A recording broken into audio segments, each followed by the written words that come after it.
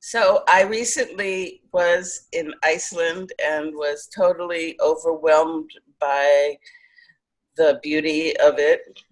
And I felt that Iceland's geology has created a living, breathing landscape where the landforms and atmosphere seem imbued with otherworldly animating spirits. The volcanic mountains, lava fields, steaming vents, and windswept clouds are vibrant with hidden forces. And these paintings I think of as the dramatis personae of the secret life of the landscape. Next.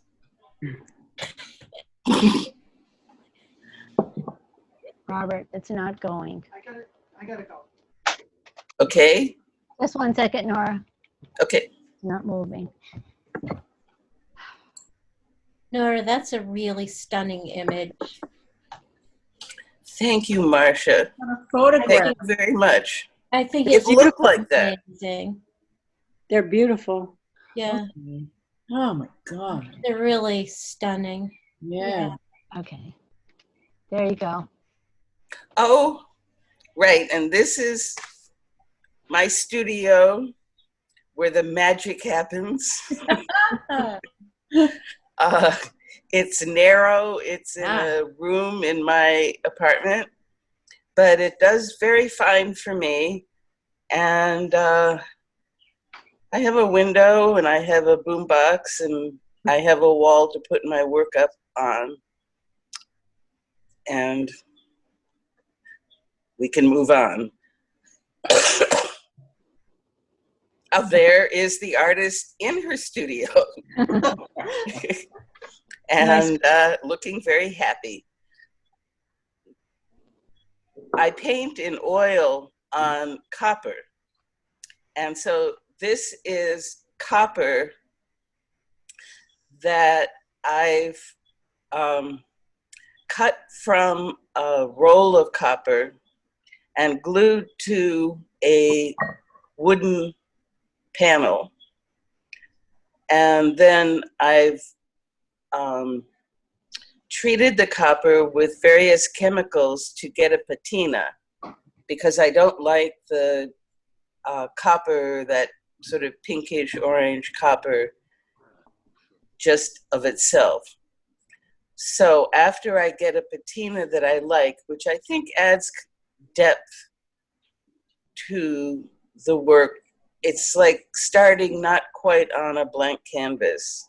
There's something there I can react to. Anyway, after that, I spray it with clear shellac, and then I can paint on it. Why do you use copper? I started it about 20 years ago because I had a studio mate who did a painting on copper, and I thought that was really wonderful because she went back in and kind of scratched the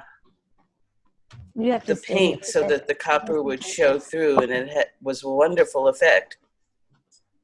And then I started reading about it, and I found out that, in fact, this was a common source in the Renaissance and Baroque periods. They painted on tin and copper, and a lot of icons are done on copper. I think there's a kind of inner glow that comes through if I paint in, thin layers. And I can go back and I can scratch into it. I can remove paint. If I have a painting that simply doesn't work at all, and has been in the timeout corner and still refuses to cooperate, I can take it to my porch and use paint remover and take all the paint off, and I'll still have the copper panel I can start again on. Wow. That's good. That is really good. Okay, next slide. Yep.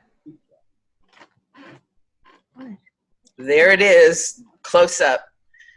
And you can see when I put the chemicals on, I use a spray so that I get a kind of mottled surface. And depending on how many days I choose to do that, I get a certain patina. I could have made this much darker and much redder or with verdigris on it, but I liked it like this. Fill up in. I just press fill. Anyway. Oh,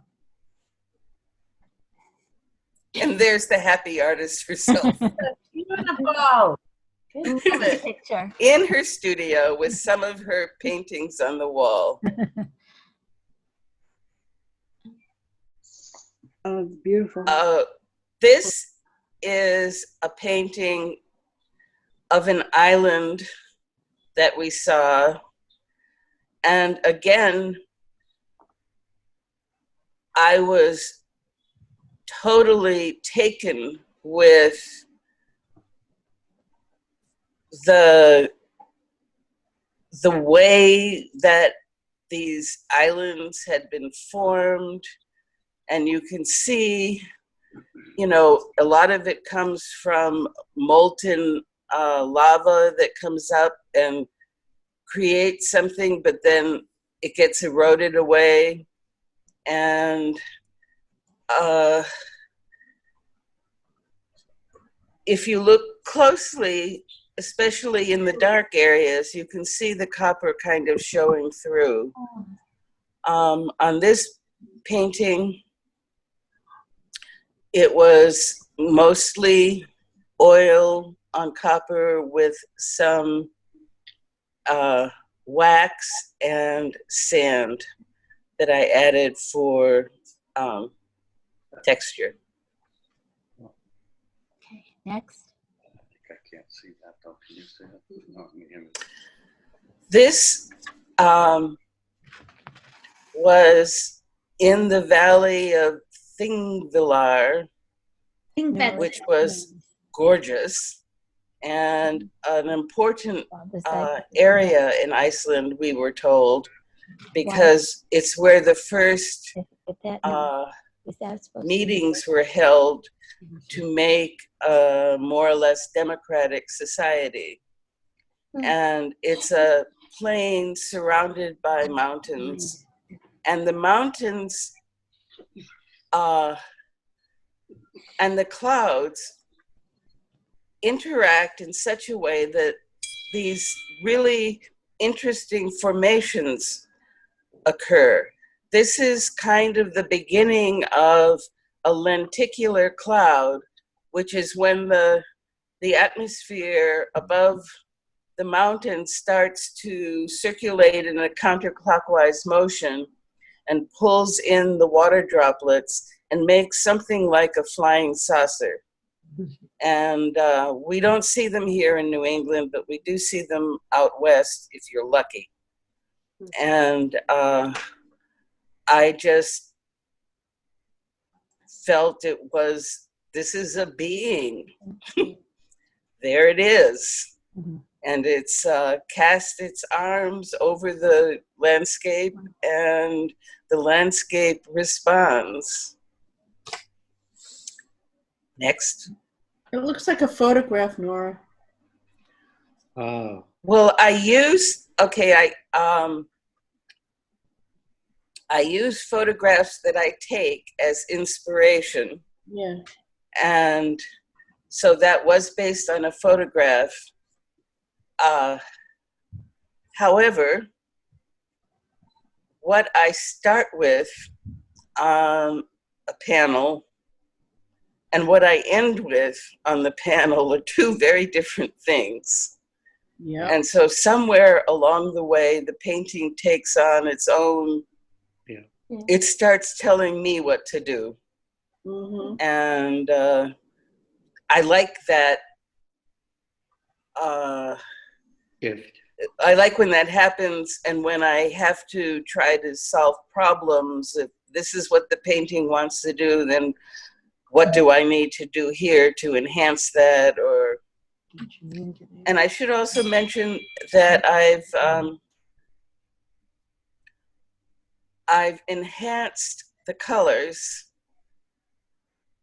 because I was also struck by I don't know, it was part and parcel of the way the sky and the land Is that 077? commingle. Oh, no. Next.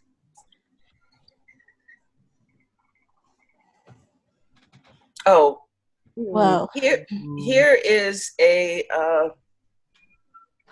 what's called a mud pot.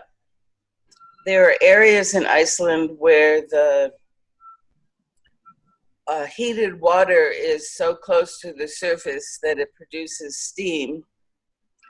And also because the water underground is heated by magma and lava, there are these forces of energy that just push up the earth and can break through and make these bubbling pots of sulfurous mud, and they are That's the copper. amazing looking, and it's a very unusual landscape. The closest I found was years ago when I was in Yellowstone, but the area, I had to keep a busload of people waiting. Well, I was there and I got scolded for it, Oh. harshly actually, Mm. but whatever. I got my photographs and I've got my paintings. Nora, the orangey burnt sienna color, is that the actual copper, the color of the copper coming through, or is there? Some of it is the copper, but it's been enhanced by, like, I put transparent orange and transparent Indian yellow over it, so that if you look closely in the actual one, you can see the copper coming through, but it's been, I don't know, like dyed with paint.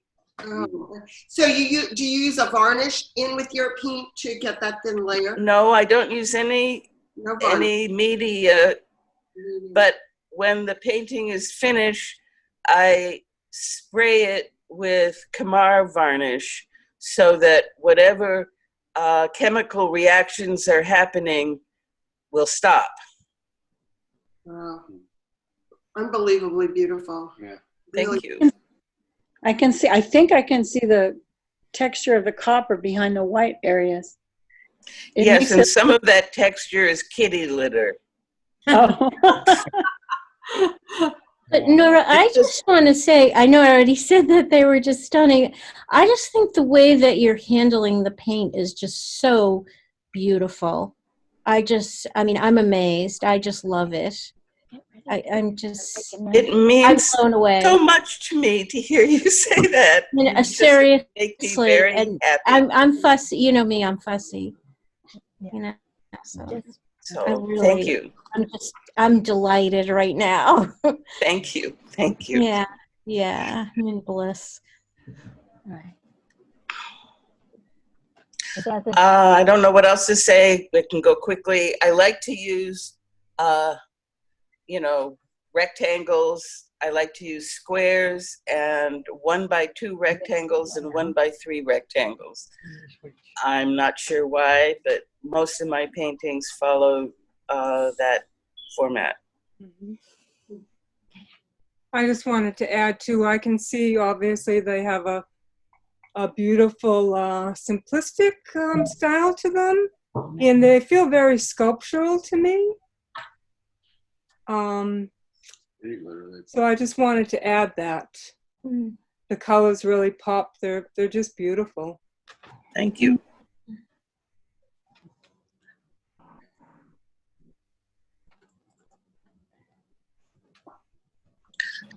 This last one, then go to me so I can get it. Beautiful. Wow. this last one is an iceberg, Here she is. which came off of a glacier over on the west side of the Yeah. island. It's your And fault out alone. the glaciers, actually, because of climate change, are shrinking. And we were shown photos of how much they're shrinking. And it's a very unfortunate event. I believe some Icelanders actually held a funeral for a glacier.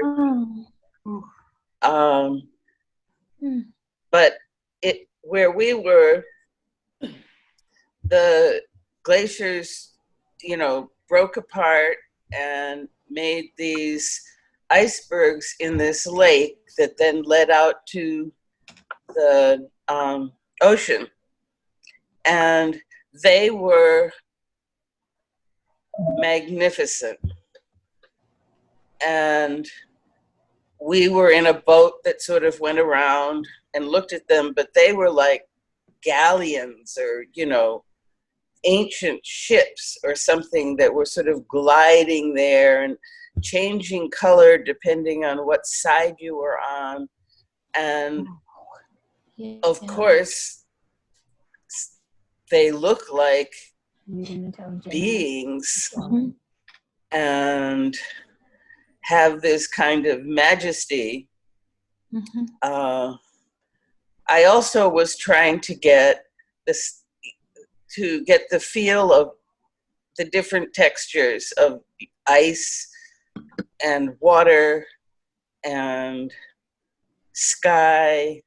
And then, I don't know, I felt it needed red land. So it was.